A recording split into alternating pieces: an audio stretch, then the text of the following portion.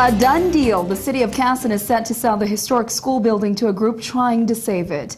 It has been a citywide debate for nearly a decade. The city wanted to demolish the old school building after it was deemed unsafe, yet members of the public raised enough money to buy it and renovate it. ABC 6 News reporter Jenna Losey talked with the residents behind the effort who never thought they'd be at this point.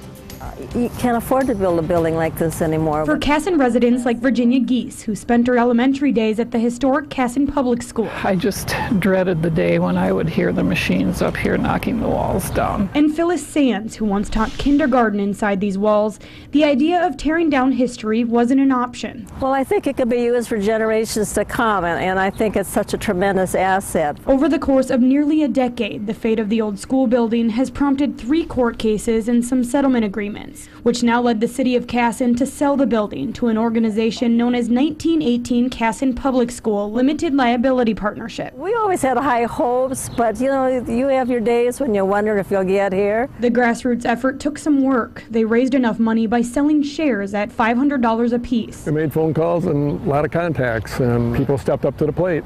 They want to see some of Kasson preserved. And by the end of the week, the group will present a check to the city for $240,000 and finally buy the building. Oh, yay, I'm excited. But the purchase only opens up a new chapter with lots of work still to be done. The city is still going to have a building that has been condemned and has been declared unsafe by the State Fire Marshal's office, so they have a lot of work to do yet to save the building. The partnership group hopes to eventually sell the building to a development firm that will rehabilitate the school into apartments. I'm just excited about it being used to preserve a big part of Kasson's history. It'll be a proud building that people will be glad that it was saved. In Kasson, Jenna Losey, ABC 6 News.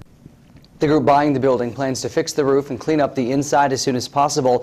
They say their best bet is to sell the building to Cohen Ezra, the same development group that recently bought the Freeborn Bank building over in Albert Lea.